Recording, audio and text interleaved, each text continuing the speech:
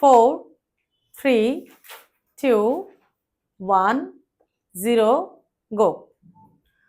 ভারতের সঙ্গে আলোচনা করে ফেনীতে বাঁধ নির্মাণ করা হবে বললেন জামাত আমির। কিছু না জেনে হ্যাঁতে ভোট দিলে দেশ ধ্বংস হয়ে যাবে বললেন জিএম কাদের। মার্কিন সামরিক নৌবহর এগোতে যুদ্ধের প্রস্তুতি নিচ্ছে ইরান। পাকিস্তান সিরিজে সাকিবকে ফেরাতে আশাবাদী বিসিবি। এক সেকেন্ড, পাকিস্তান সিরিজে না, পাকিস্তান সিরিজে। সিরিজ সিরিজ হবে না, পাকিস্তান সিরিজে। এই লাইনটা আবার পড়েন। পাকিস্তান সিরিজে আবার। পাকিস্তান সিরিজে সাকিবকে ফেরাতে আশাবাদী বিসিবি। গুড।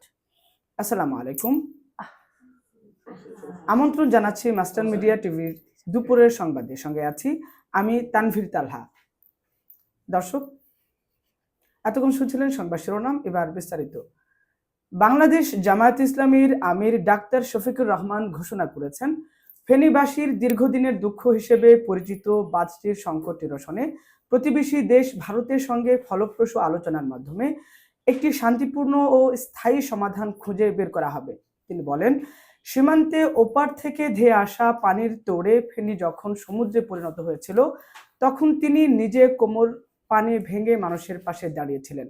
বাঁধ নির্মাণের বিষয়টি এখন বাংলাদেশের মর্যাদা ও নিরাপত্তার প্রশ্ন হয়ে দাঁড়িয়েছে এবং জামাত ক্ষমতায় গেলে পারস্পরিক শ্রদ্ধার ভিত্তিতে প্রতিবেশী দেশের সাথে আলোচনার মাধ্যমে এর সমাধান করা হবে। এদিকে জাতীয় পার্টির চেয়ারম্যান স্টপ, একটাই আপনাকে বলা হয়েছে হেডলাইন্স গুলো পড়ে একটা স্টোরি পড়বেন।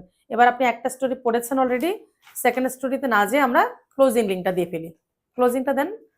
দর্শক, এই ছিল এখনকার মতো। পরবর্তী সংবাদ শোনার আমন্ত্রণ জানিয়ে এখানে শেষ করছি। ততক্ষণ পর্যন্ত মাস্টার মিডিয়া টিভির সঙ্গে থাকুন। ধন্যবাদ, অনেক ধন্যবাদ।